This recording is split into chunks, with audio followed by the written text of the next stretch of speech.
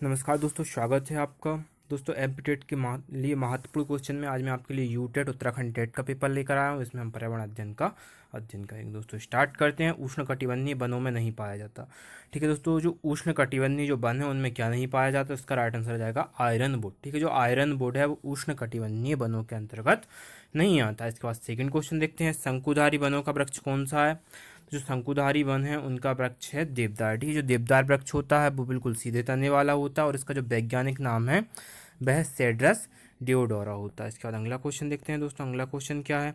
अलमाटीवान जल विवाद किससे संबंधित है? ठीक है दोस्तों, तो जो अलमाटीवान जल विवाद है वो आंध्र प्रदेश, कर्नाटक एवं महाराष्ट्र से संबंधित है। यह जो बांध है यह कृष्णा नदी पर बनाया गया है। दोस्तों इसके बाद नेक्स्ट क्वेश्चन पर चलते हैं। सर्वाधिक प्रचलित जैव कीटनाशक है। ठीक है, इनमें से सर्वाधिक प्रचलित जैव कीटनाशक कौन सा है? तो उसका राइट आंसर दोस्तों क्या आ जाएगा? नीम। ठीक है दोस्तों, क्या आ जाएगा इसका राइट आंसर? नीम। इसके बाद अगला क्वेश्चन देखते हैं। पर्यावरण के किस वैचारिक क्षेत्र में पदार्थ के लिए न्यूनतम भंडारण क्षमता है? ठीक है दोस्तों, इसका राइट आंसर सभी को पता होगा, वायुमंडल में सबसे न्यूनतम भंडारण क्षमता है। इसके बाद दोस्तों नेक्स्ट क्वेश्चन पर चलते हैं। नेक्स्ट क्वेश्चन है आपका, एक पारिस्थितिकी तंत्र में ऊर्जा प्रवाह है। ठीक है, जो एनर्जी का जो प्रवाह होता है वो किस टाइप का होता है? तो वो कैसा होता है? चक्रीय होता है। ठीक है, चक्रीय होता है। ठीक है, और इसका जो प्रवाह होता है खाद्य श्रृंखला में वो निम्न से उच्च स्तर की ओर होता है। इसका राइट आंसर दोस्तों क्या जाएगा? चक्रीय। नेक्स्ट क्वेश्चन देखते हैं। नेक्स्ट क्वेश्चन क्या है? निम्न में से कौन सा कथन असत्य है? ठीक है, कौन सा कथन असत्य है? तो अकार्बनिक पोषक तत्वों का पारिस्थितिक तंत्र में पुनर्चक्रण होता है। ठीक है, पहला। दूसरा क्या है? पारिस्थितिक तंत्र में ऊर्जा का प्रवाह कार्बन कार्बन बंध के रूप में होता है। ठीक है दोस्तों, तीसरा क्या है? इसमें पारिस्थितिक तंत्र में ऊर्जा का पुनर्चक्रण होता है, बिल्कुल होता है। श्वसन प्रक्रिया में ऊर्जा उद्गमित होती है, बिल्कुल होती है। इसका जो राइट आंसर आ जाएगा, हमें इसमें बताना है कौन सा असत्य है। तो कौन सा असत्य है? पारिस्थितिक तंत्र में ऊर्जा का प्रवाह कार्बन कार्बन बंध के रूप में होता है, ये जो ऑप्शन है ये असत्य है। तो इसका राइट आंसर क्या जाएगा? पारिस्थितिक तंत्र में ऊर्जा का प्रवाह कार्बन कार्बन बंध के रूप में होता है। इसका अगला क्वेश्चन देखते हैं। EIA का पूरा नाम क्या है? ठीक है दोस्तों, क्वेश्चन क्या है? EIA का पूरा नाम क्या है? तो इसका पूरा नाम है एनवायरमेंटल इम्पैक्ट असेसमेंट होता है। ठीक है, इसको हिंदी में पर्यावरणीय प्रभाव मूल्यांकन भी कहते हैं। इसके बाद नेक्स्ट क्वेश्चन देखते हैं। प्रत्येक वर्ष पृथ्वी दिवस मनाया जाता है। ठीक है दोस्तों, पृथ्वी दिवस कब मनाया जाता है? इसका राइट आंसर दोस्तों क्या आ जाएगा? बिल्कुल सही आपका आंसर, 22 अप्रैल को पृथ्वी दिवस के रूप में मनाया जाता है। दोस्तों अगले क्वेश्चन पर चलते हैं। नील शिशु संलक्षण यानी कि मीथोमायो ग्लोबेनेमिया जल में किस चीज़ की अधिकता के कारण होता है? दोस्तों ये आपको बिल्कुल पता होगा। ठीक है दोस्तों, इसका राइट आंसर क्या जाएगा? नाइट्रेट। ठीक है, यदि जो जल में नाइट्रेट की अधिकता हो जाती है तो नील शिशु संरक्षण रोग हो जाता है। दोस्तों इसके बाद अगला क्वेश्चन देखते हैं। अगला क्वेश्चन क्या है? पीने के पानी में फ्लोराइड्स की अधिकता स्वीकार मात्रा है। ठीक है, पीने के पानी में जो फ्लोराइड्स की जो अधिकता है वो स्वीकार मात्रा कितनी है? तो 1.50 मिलीग्राम प्रति लीटर। ठीक है दोस्तों, इसका सी नंबर वाला ऑप्शन बिल्कुल सही। यदि इससे अधिक मात्रा है तो वो नुकसानदायक जल हो सकता है। इसके बाद अगला क्वेश्चन देखते हैं। हैजा एवं आंत्रज्वर के कारण है। ठीक है, जो हैजा और जो आंत्रज्वर होता है, ठीक है, वो किसके कारण होता है? तो ये जीवाणु के कारण होता है। ठीक है दोस्तों, जो हैजा है वो किसके कारण होता है? Vibrio cholera. ठीक है, या फिर बैक्टीरिया या जीवाणु के कारण होता है। और जो आंत्रज्वर है वो साल्मोनेला टाइफी जीवाणु के कारण होता है। ठीक है दोस्तों, इसके बाद अगला क्वेश्चन देखते हैं। निम्न में से कौन सा प्राकृतिक खनिज नहीं है? ठीक है, ऐसा कौन सा खनिज है जो प्राकृतिक नहीं है? ठीक है, खनिज मतलब क्या है? जिन्हें खोद कर निकाला जाता है। ठीक है, तो जो नाइट्रोजन है, ठीक है, कौन सा जो नाइट्रोजन है वो प्राकृतिक खनिज के रूप में नहीं पाया जाता। ठीक है, ये एक टाइप की गैस है। इसके बाद अगला क्वेश्चन देखते हैं दोस्तों। अगला क्वेश्चन आपका क्या है? नाइट्रोजन स्थिरीकरण किया जाता है। ठीक है,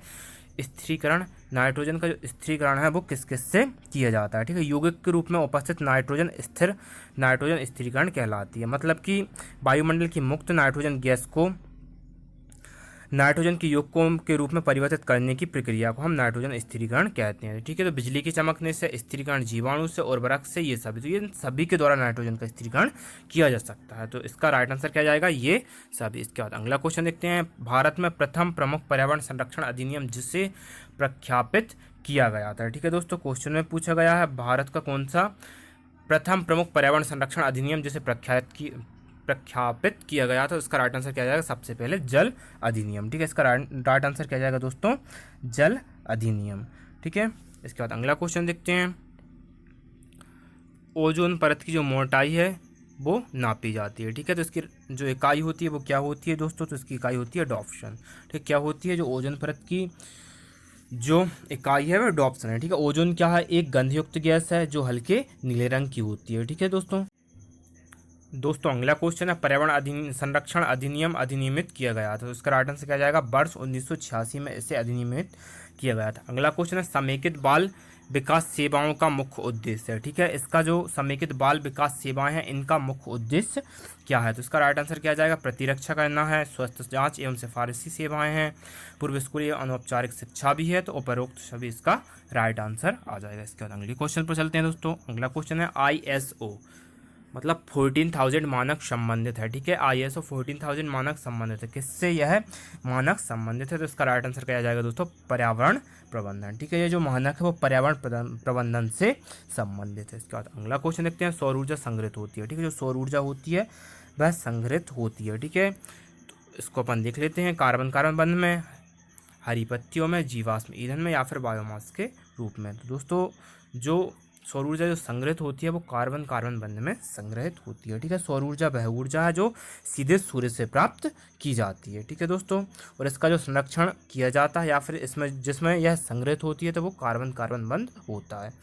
इसके बाद अगला क्वेश्चन देखते हैं, कुछ जीव दिए हैं जैसे कि घास है, सिंहपर्णी है, चूहे, टिड्डी एवं मल एवं खाली स्थान पर रहते हैं। ठीक है, ये सभी खाली स्थान पर रहते हैं, मल एवं एक खाली स्थान पर रहते हैं, सामूहिक रूप से इन्हें कहते हैं। ठीक है, सामूहिक रूप से इन्हें क्या कहा जाता है, तो पारिस्थितिक तंत्र कह सकते हैं, समुदाय कह सकते हैं, जनसंख्या कह सकते हैं, पारस्परिक सहयोग कह सकते हैं दोस्तों। तो इसका राइट आंसर दोस्तों क्या जाएगा, पारिस्थितिक तंत्र इनको कह सकते हैं। ठीक है, जो घास है, सिंहपर्णी, चूहे, टिड्डे आदि एक स्थान पर रहते हैं, इनको हम पारिस्थितिक तंत्र के अंतर्गत रख सकते हैं। इसके बाद अगला क्वेश्चन है, पर्यावरण अध्ययन के शिक्षक के रूप में आप बच्चों को चिड़ियाघर ले जाने की योजना बनाते हैं। ठीक है, आप बच्चों को निम्नलिखित में से कौन सी गतिविधि की अनुमति नहीं देंगे। ठीक है, कौन सी गतिविधि करने की अनुमति नहीं देंगे।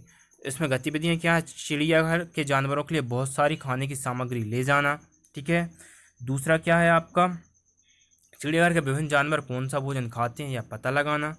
चिड़ियाघर में जिन जानवरों को देखेंगे उनकी फ़ोटो एकत्रित करना, या फिर चिड़ियाघर में उन्होंने जो देखा उसका चित्र बनाने के लिए उनकी ड्राइंग की कॉपी साथ ले जाना। ठीक है दोस्तों, तो इसमें पूछा गया था पर्यावरण अध्ययन के शिक्षक के रूप में। ठीक है, आप बच्चों को चिड़ियाघर ले जाने की योजना बनाते हैं तो आप बच्चों को निम्नलिखित में से कौन सी गतिविधि करने की अनुमति नहीं देंगे। तो कौन सी गतिविधि, जो चिड़ियाघर के जानवरों के लिए बहुत सारी खाने की सामग्री ले जाने की अनुमति नहीं देंगे। तो इसका राइट आंसर कौन सा जाएगा दोस्तों, फर्स्ट वाला इसका राइट आंसर आ जाएगा।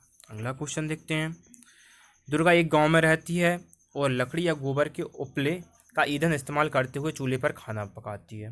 पिछले 3 महीनों से उसे तेज खांसी आ रही, इसका कारण हो सकता है। ठीक है, यदि उसको तेज खांसी आ रही तो इसका कारण हो सकता है। क्या इसका कारण हो सकता है, ईंधन के जलने से उत्पादित कार्बन मोनोऑक्साइड, तो जो उसकी श्वसन नली में जमा हो गई होगी। ठीक है, इसका राइट आंसर यही आएगा, जो कार्बन मोनोऑक्साइड होगी वो उसकी श्वसन नली में जमा हो गई होगी, इसी रीजन से उसे तेज खांसी आ रही होगी।